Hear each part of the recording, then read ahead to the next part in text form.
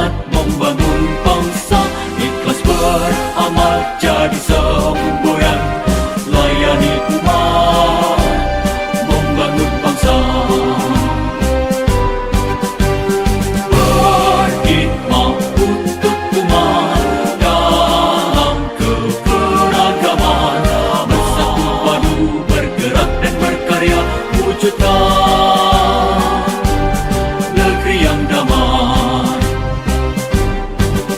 Berkhidmat untuk umat, membina, membimbing dan mendidik, wujudkan masyarakat taat beragama, wujudkan masyarakat sejahtera lahir dan batin.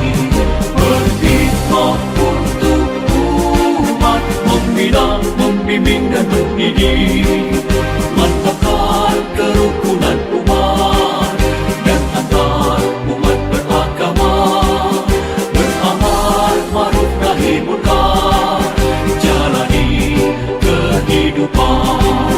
Khidmat untuk umat, untuk perdamaian, untuk Indonesia Jaya. Khidmat untuk umat, untuk perdamaian, untuk Indonesia Jaya. Berkhidmat untuk umat, membina, membimbing dan mendidik, wujudkan masyarakat taat beragama, wujudkan masyarakat sejahtera lahir dan batin. Berkhidmat untuk umat, membina, membimbing dan mendidik,